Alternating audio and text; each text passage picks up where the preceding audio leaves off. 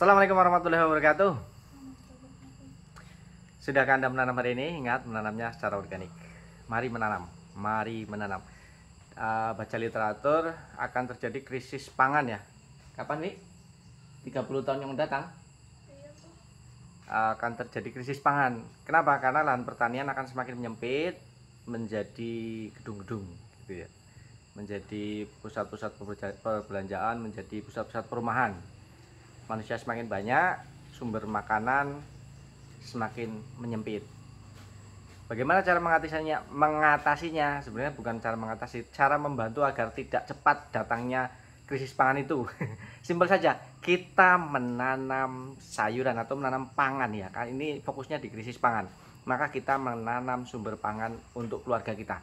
Kalau masing-masing keluarga mau menanam makanan untuk kebutuhannya sendiri, maka itu akan bisa memundurkan terjadinya krisis pangan itu.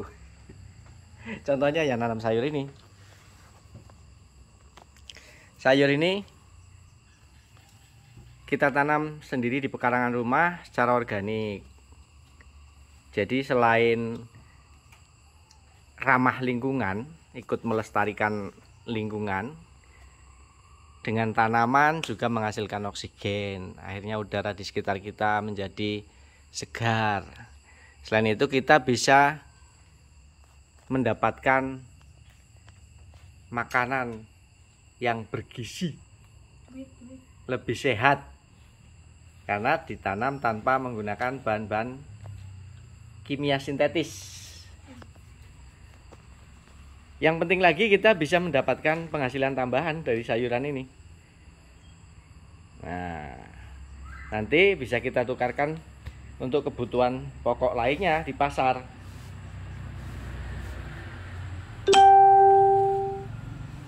Itu yang bisa mungkin memberi sedikit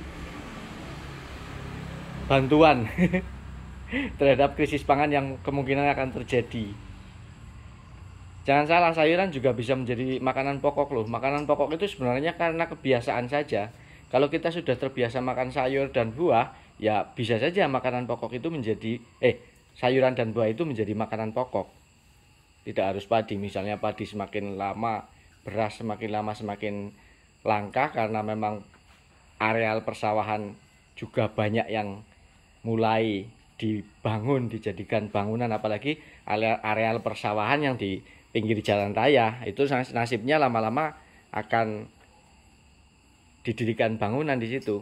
Otomatis sumber pangan kita akan semakin sedikit, semakin mengecil, semakin menyempit, semakin menipis. Nah, selain sayuran dan buah ini, kita juga bisa menanam sumber karbohidrat yang lain, kayak misalnya ubi, singkong. Itu bisa menjadi sumber karbohidrat bagi kita. Tidak melulu harus beras. Kalau kita sudah terbiasa misalnya makan ubi, ya tetap aja kenyang lah. Ya wis. Jagung misalnya, nah kalau jagung tetap butuh sawah. Kalau ubi, singkong bisa di pekarangan rumah. Jagung juga sebenarnya bisa di pekarangan rumah kok. Nah, mungkin dengan yang penting kita mulai dari diri kita, mulai dari keluarga kita, latihan menanam dari sekarang.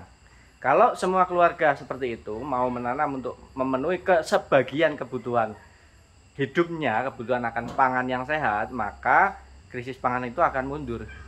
Karena kita sudah tidak begitu risau dengan harus membeli bahan-bahan yang mungkin nantinya tidak bisa diproduksi. Kita biasakan melatih untuk makan bahan-bahan yang bisa kita tanam sendiri. Seperti kata yang orang luar sana, makan apa yang kita tanam apa yang kita makan. Kalau tanam apa yang kita makan nasi, tanam beras, tanam padi, misalnya nggak ada lahan susah. Makan apa yang kita tanam. Kita tanam sayuran ya kita makan sayur, kita tanam buah ya kita makan buah. Ya, nasi bisa diganti dengan ubi, budin, singkong, uwi, talas, ya, yang polo kependem, palawija yang buahnya ada di dalam tanah. Pala, polo, pala kependem, nek semongko kayak pala kesempar, polo kesempar. Nek gandul polo gemantung. Ini dapat berapa until? 15 muk. Hah? 15 muk. 1 2 1 3 20 lah.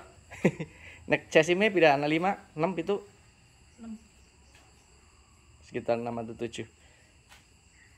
Biasanya didol dewek apa mbah sing ngadol iki? Ya, ini ngewasna. Ngewasna tok. Sing tuku bakul apa konsum apa? Bakul 1.250. Aduh. Sauntel nek konsumen 1.500. Ora 2000 ora?